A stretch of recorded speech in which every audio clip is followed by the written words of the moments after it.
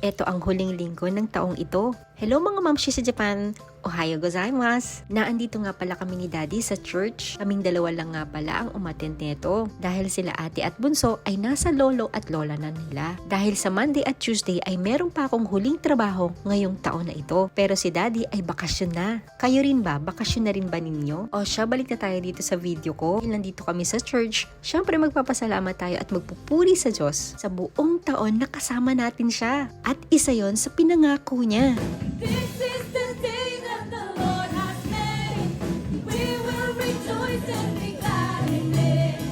This is the day that the Lord has made. We'll rejoice, we'll rejoice. At eto nga, pagkatapos ng aming Sunday service, may picture naman. Hindi mawawala talaga to kapag Pilipino ang mga kasama mo. Pero hindi pa natatapos ito. Alam ko, relate na relate ang mga Kristiyano dito. Yung bang tapos na yung service, pero ayaw nyo pang umuwi lahat. Eto kasing church, parang pangalawang pamilya na rin namin kasi ito. O diba, tingnan nyo naman sila, nagsasayawan sila. Pero maniwala kayo sa hindi, meron pang part 2 ito. Hindi pa natatapos ang lahat dyan. Dahil may ayaan pang kumain sa labas. O kaya naman, mag-Starbucks pa. At doon hindi natatapos ang sayahan, fellowshipping, kwentuhan, at kung ano-ano pa. Kaya naman, eto, late na rin kami nakauwi ni Daddy.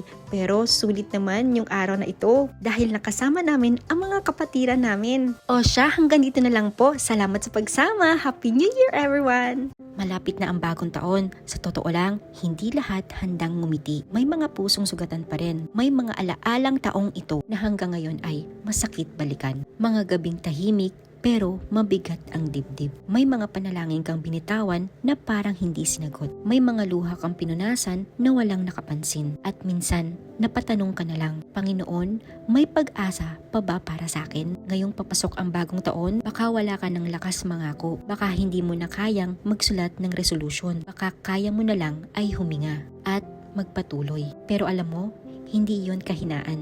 Dahil ang Diyos ay hindi naghihintay ng perpektong simula. Ang hinihintay niya ay isang pusong handang lumapit muli. Kahit pagod, kahit luhaan, at kahit hindi buo. Hindi ka niya iniwan noong nasaktan ka. Hindi ka niya sinukuan nung pagod ka. At hindi pa tapos ang kwento mo. At kahit may luha, kahit dahan-dahan, lalakad ka pa rin kasama niya. Sabi nga sa Awit 34 verse 18, malapit ang Panginoon sa mga taong may bagbag na puso. Inililigtas niya ang mga nawawala ng pag-asa.